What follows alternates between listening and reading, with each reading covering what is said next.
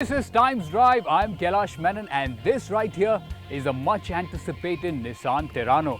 Basically, it's Renault Duster's brother from another mother, and a brilliant example how badge engineering can add a little more spice back to the otherwise standard run-of-the-mill sub 10 lakh SUV segment.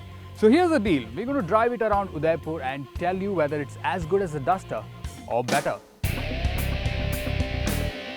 But just before we dive deep into the drive, if you're wondering, what on earth is badge engineering?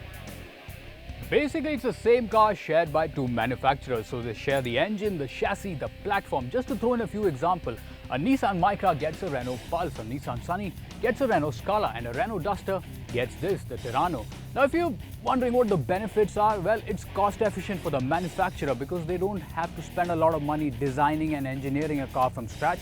And for you, the consumer, you get a lot many options to choose from. So, at the end of the day, it's a win-win situation for all. But the good news, Terrano is not a carbon copy. It's inherited its rugged looks from the bigger brother, the Nissan Pathfinder. And with all that chrome on the mug, fancy headlamps and machined mag wheels, it certainly does look a lot premium. Now the side profile is pretty much similar to that of the Duster, however there are some subtle styling changes. For example, the B and the C pillar get blacked out treatment. Also you get a matte aluminium finish on the door handles and the roof rails too. Now the rear styling is not boring or uninspiring like that of the Duster, and the rear lamps on this look pretty good and they fill in that blank space pretty well. And styling per se, the overall styling of the car, though the Terrano is a badge engineered product, I am pleased to report it does have a personality of its own.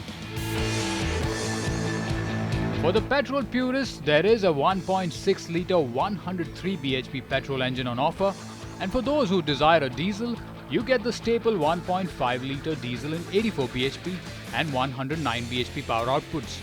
Now I'm driving the top of the line 1.5 litre diesel that does about 109 bhp and 248 Newton meters of torque.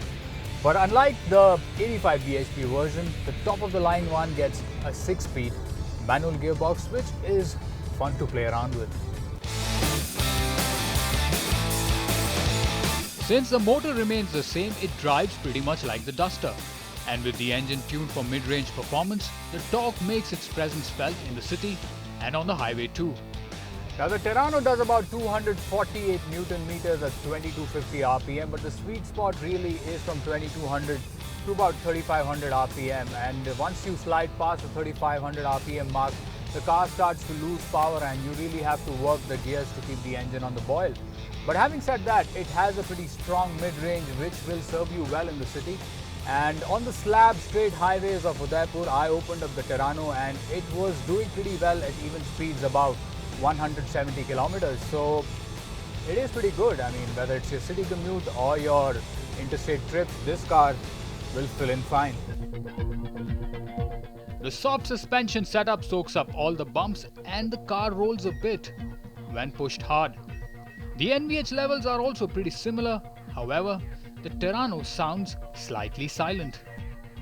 Now, I do not have an apparatus installed in me to give you the accurate decibel levels of this car, but when you compare it to the Duster, whether it's on idle or on the move, once you slide the windows up, the Terrano sounds a tad bit quieter. On the inside, the plastics are draped in beige-black combo, the AC vents are squarish, and filling up the center console is a new audio system with USB, Bluetooth and aux-in options. Now the Terrano is not exactly free of flaws. It has retained some eccentric ergonomics from the Renault Duster. For starters, the outside rear view mirror adjustment button is bang underneath the parking brake. So if you're on the move and you have to adjust the mirrors, it's a bit of a task. Apart from that, there is no height adjust for the driver, and the biggest glitch, even on the top end version, you do not get steering mounted audio controls. So that is a bit of a sore point.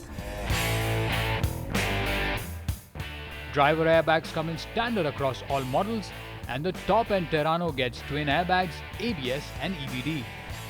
The base Terrano diesel could cost you 9,20,000, and the top end XV Premium would just stop shy of 13 lakh rupees. So, is it good enough?